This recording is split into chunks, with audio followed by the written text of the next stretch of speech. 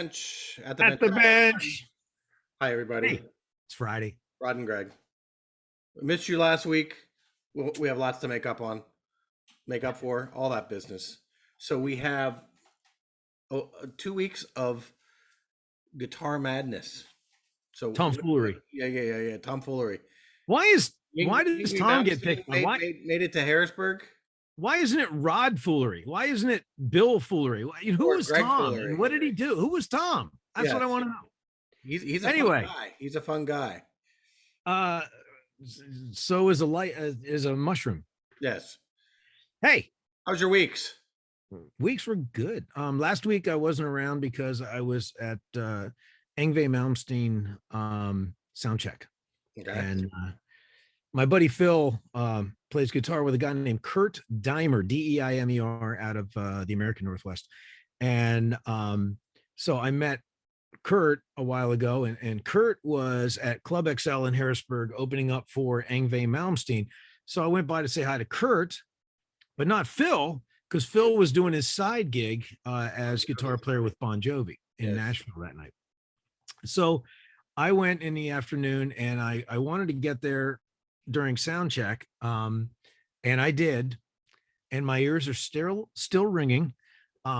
If you check my my media, you'll see my photographs of the stage, and it's hard not to laugh when talking about Yngwie's current stage setup. In fact, when you edit this, more is I more. drop in an image of the back line. Yeah. For those of you that are unaware, there's like 5,000 Marshall heads and 2,000 Marshall cabinets all the way across the back of the stage, most of which have labels on the back that say bad power transformer, no tubes, whatever. You know, 2 of them are working, but thank God. Yeah, but I feel sorry for the drummer. I see that like there's a wall of Marshall amplifiers. No bass. I don't think there's a bass amp in the mix. There's a bass amp, but it's off to the side. Yeah. Okay. But the funny thing is, the band members are also the crew.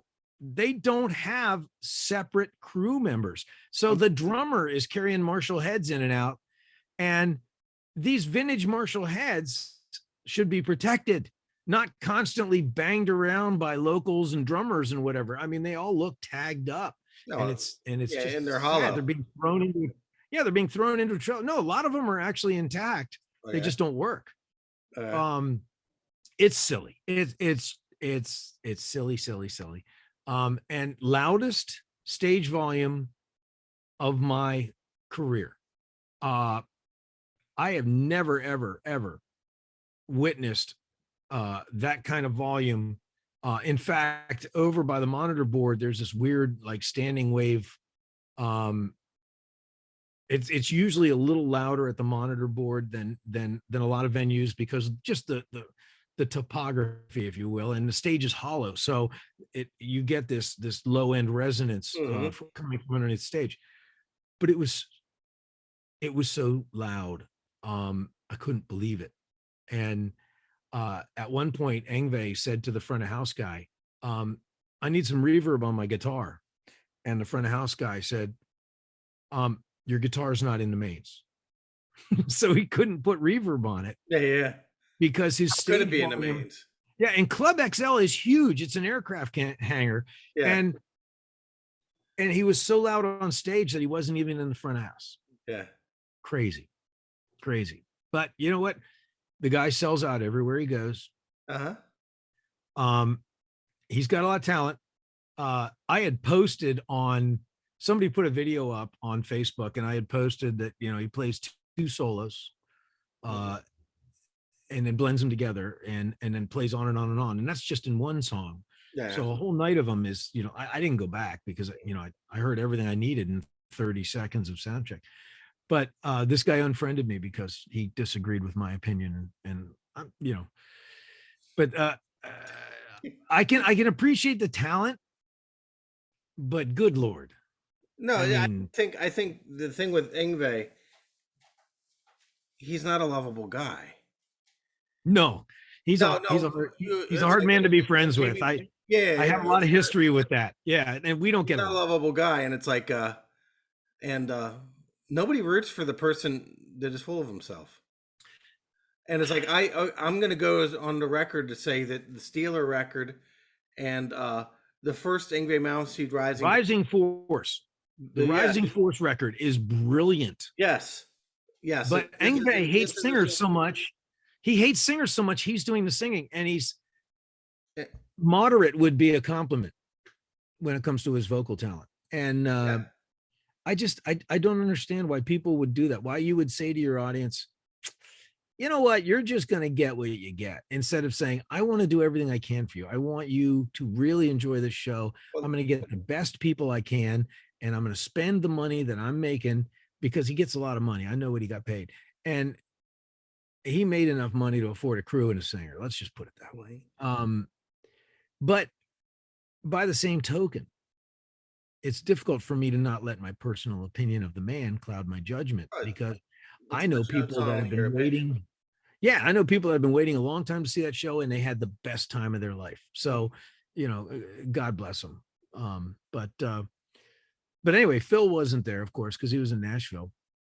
And then so he rejoined, and he was in Leesburg, Virginia, yesterday. Okay. And this is how powerful the internet is. Um, so he puts on his Instagram that he uses a Friedman head, which is like a very sophisticated Marshall. Okay. And he put up, my Friedman blew a tube. Who's out there who can help me? And I just happened to look at my phone, and I saw that pop up. And people were saying, try Guitar Center, this and that. And he posted that he called the nearest Guitar Center, and they wanted $120 for tubes and $130 to Uber them to him. And I called a good friend of mine, Matt Baker. He has a shop in Falls Church, Virginia, called Action Music. And Matt and we used to do the Philly shows together, and we were the last two honest guys in guitar retail. And Matt was he guitar teched for Dave Matthews, started the tour in a van, finished the tour in a jet. He was there for the rapid ascent of Dave Matthews, and he worked with the Ugly Americans and Government Mule and whatever. And he has this fantastic store, and he's so knowledgeable. So Action Music, if you look him up on internet, it's actionguitar.com, because we shall put that in the description here. Yeah, please do.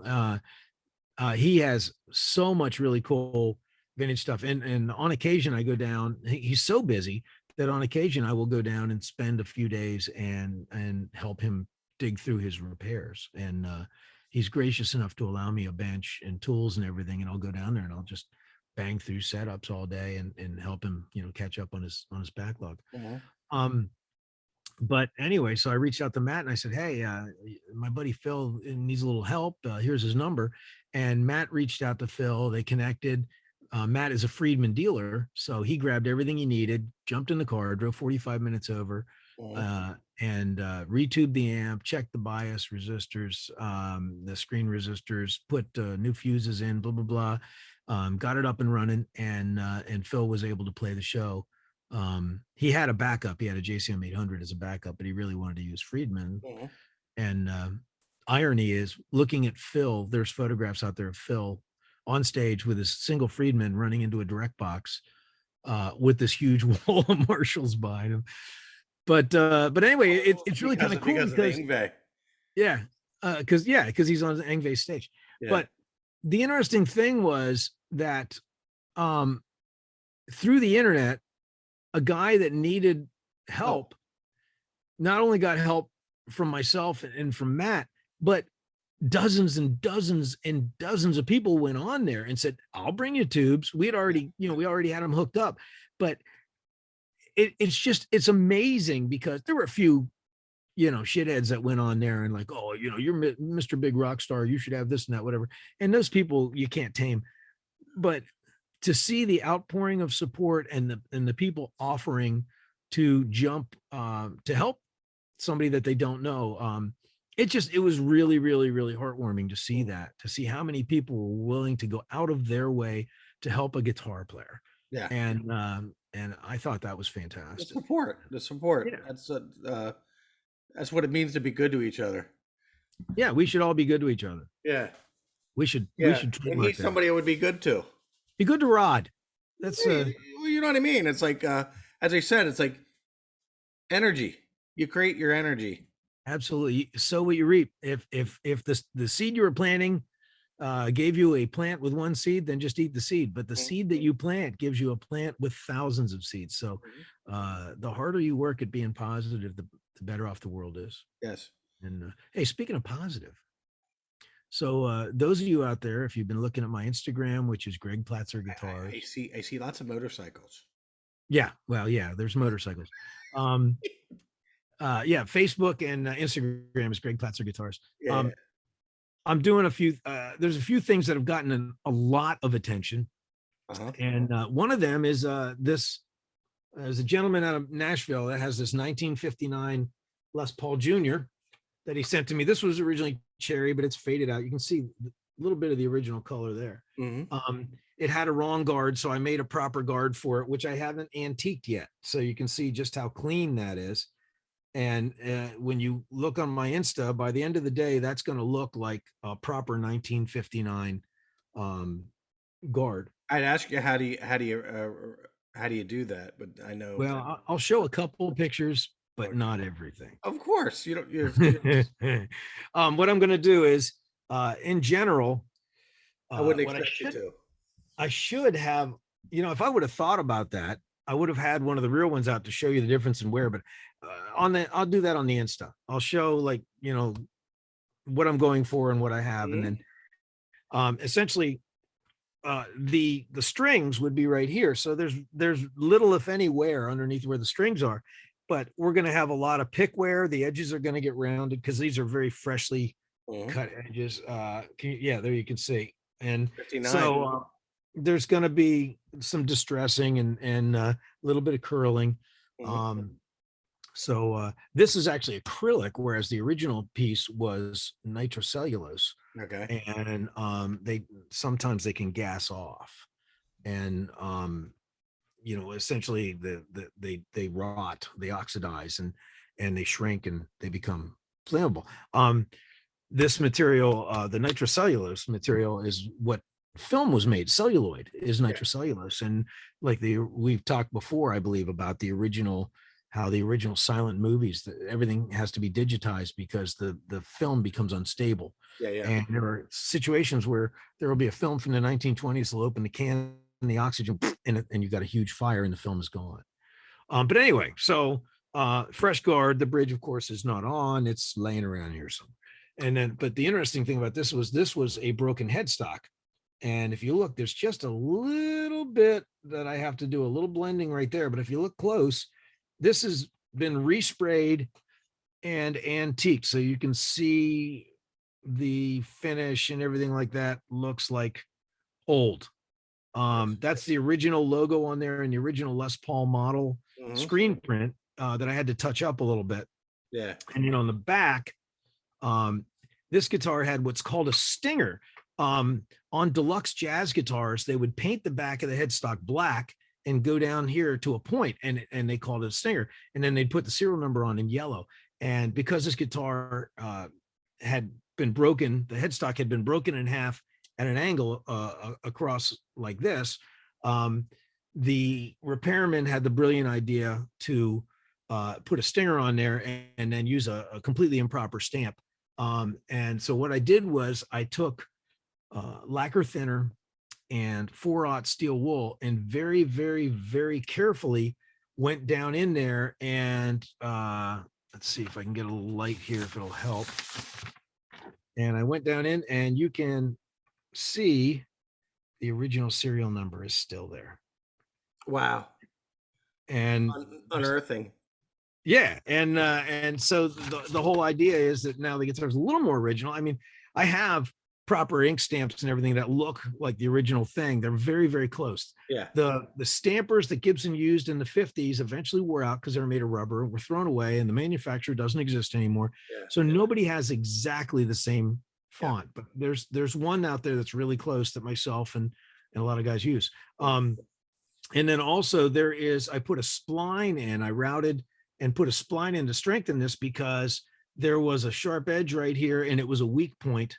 And again, go to the Greg Platzer Guitars on Insta or Facebook, and you'll see more photographs of this. But the pick guard gets Are done. those necks like SG necks in that they're really fragile?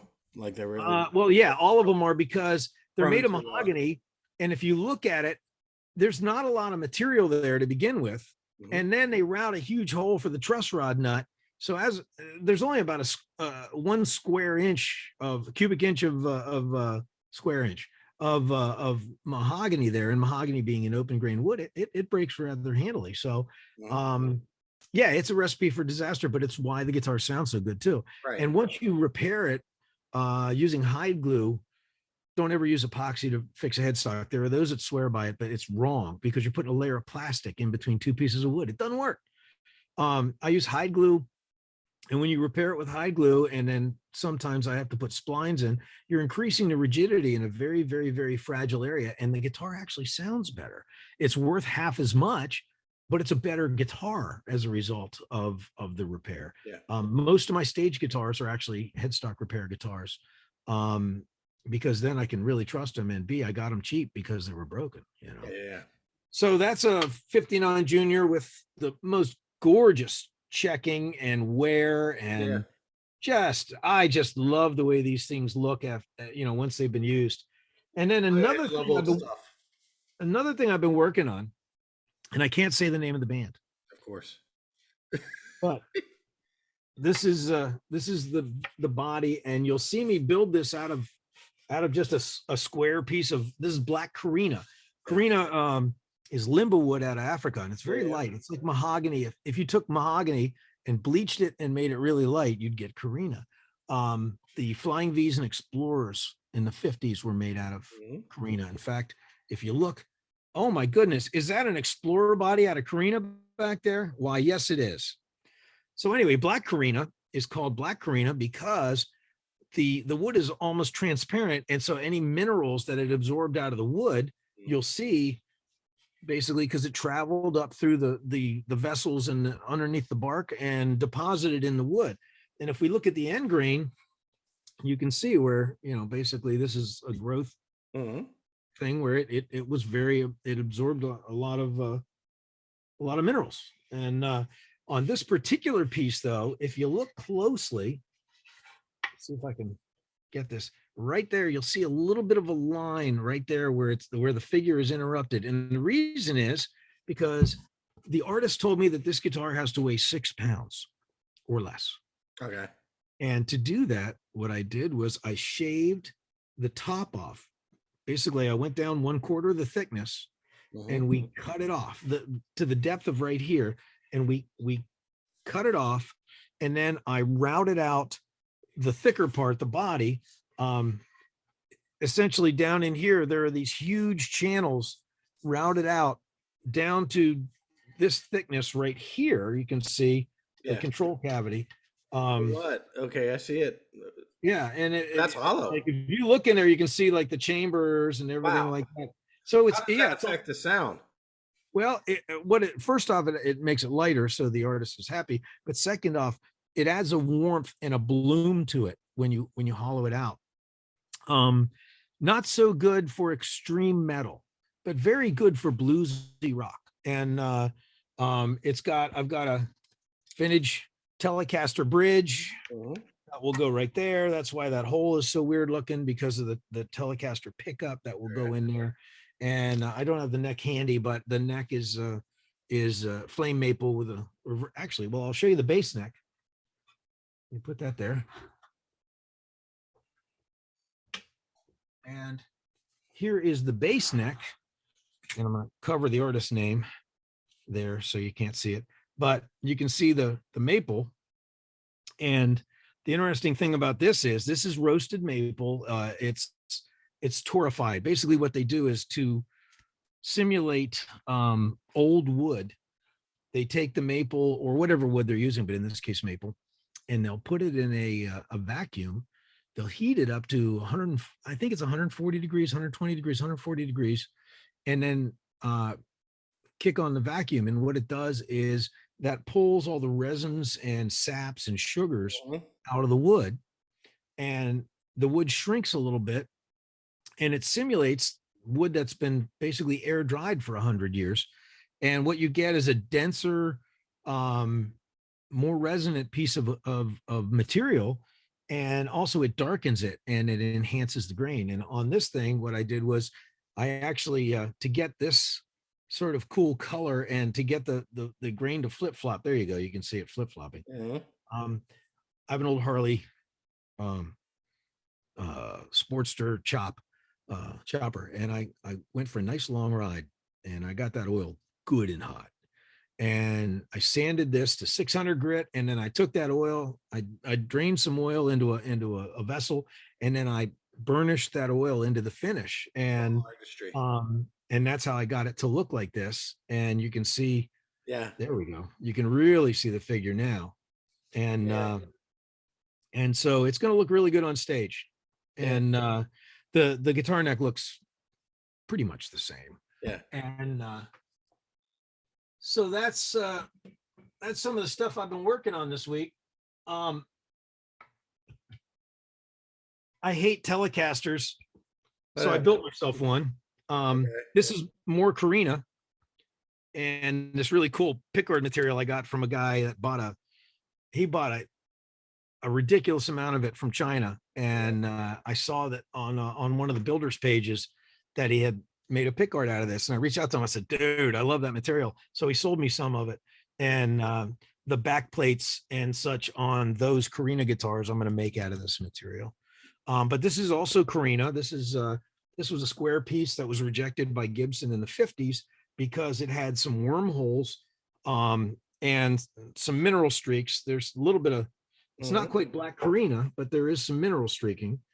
And then this is basically this, the neck for the other guitar is basically identical to this, has my reverse telly headstock shape.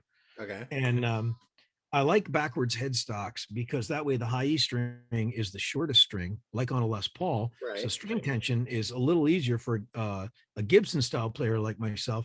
But also the low E string now is almost 6 inches longer than it would be. So that string is at a higher tension, and even acoustically, it's crazy loud and it sustains. Mm-hmm. Actually, if I So you say you hate tellies? I don't like tellies. My girlfriend, Okay. Sarah Sheriff, Yeah. loves them. She's got a bunch of them, and she's got Mhm. more con. And Question for you. I've just never liked them, but I You wanted to hate build that myself. guitar? What? Yeah. You hate it? No, I love it I was because gonna say. because I did things differently than Leo Fender did. Well, this guitar was designed in like 51. Yeah, I well, just he sold did it. I just sold a 51 to Brad Paisley. And there that guitar kind of pushed me over the edge. Okay. Sarah has a few made by Mario Martin out of Nashville. They've got these crazy glitter flake jobs, and they're really well made guitars, and I like them. But it was a no caster. Originally, the telly was called a Broadcaster with a K, Yeah. and Gretsch had a Broadcaster drum kit, so they asked Leo to stop calling them that. So before they went to the name Telecaster, there were a few made that had no name on them. They just said Fender on them, and this was one of those. It was a no caster, Yeah. and I sold it to Paisley, and it had been refinished.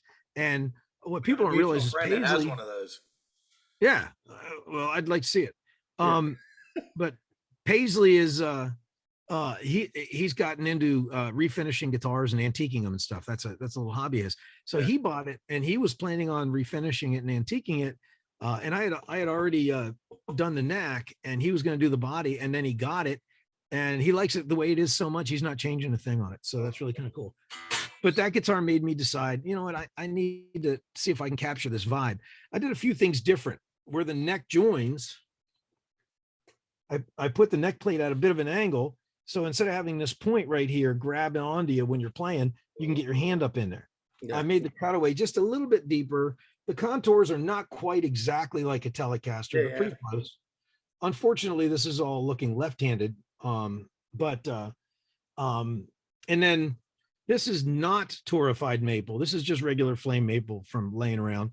Right. And the torrefied maple is darker. I used an amber stain on this to enhance the grain and you know, make it look a little bit older.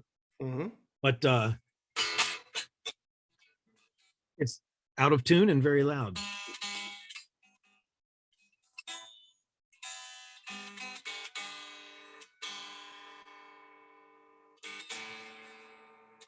Do you have your own set of strings? Your I own do. personal set of strings? Yeah, actually, DR makes them for me. They say Greg's Choice on them. And they're 9, 11, 16, 26, 36, 46. And they're a pure nickel wrap on a round core. Let's talk about strings for just a second. All right. When strings were originally made, they were made for pianos, and they would use a round core. And I don't want that to fall because it could hurt something it lands on. They used a round core and a steel core, and then they would wrap it by hand. Somebody would guide the string along the winder using a on acoustic guitars, it's usually bronze based wire, and on electric guitars, they used a pure nickel wire. Mm-hmm. Well, as guitars got more and more popular, string manufacturing got streamlined, and the Mapes company, MAPES, invented a string winder where you could just put the core on, start the wrap wire, hit a button, and it would wind it on. And they discovered that by using a hex core instead of a round core, that hex core would actually bite into the winding and very consistently pull the winding on. And then down the road, they started using cheaper nickel-plated steel instead of pure nickel. So essentially, by the late 60s, strings were of a different composition altogether than the strings from the 50s. Well, back in the 70s, when stuff was still all over the place, I used to buy old Gibson Sonomatic strings that came in a little orange box, and they were pure nickel on a round core, and I used to love those strings. You're like 80 years old? Yeah, but they worked. No, you. Oh, me? Like Well, when you were 13 years old, you bought all these Gibson strings. yeah, I worked at a store called Ziegler Music All right, on so a store in you were a Harrisburg, nerd PA. you're a guitar nerd from birth. My mother says the difficult part of my birth wasn't the guitar, it was the motorcycle. Okay. But so when I in 1994 I met the DR company at the Philly Vintage Guitar Show, and I asked them if they would make me nickel over round core strings, and they said, well, we're actually thinking about doing that. So they made some up. I tried them out. We monkeyed around with them a little bit, and they nailed it. And those strings are crazy loud acoustically, and that just translates to a better sound electrically, because the more vibrational mass you have, the more it'll actually cause the guitar to resonate. So instead of just hearing the string vibrating over top of the pickup, the string can also act as a transducer and pick the vibration of the guitar itself. And that's why the hollow body works so well, because the body resonates more. Yeah. That's gonna be my next thing, is it the hollow body thing I loved about the hollow body is the fact that it sounds great. Yeah.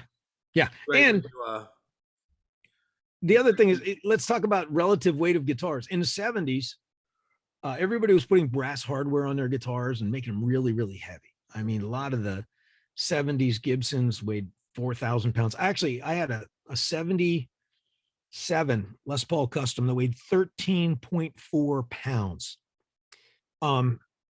This right here weighs, I think, 7 pounds. So that Les Paul Custom weighed twice what that thing weighs.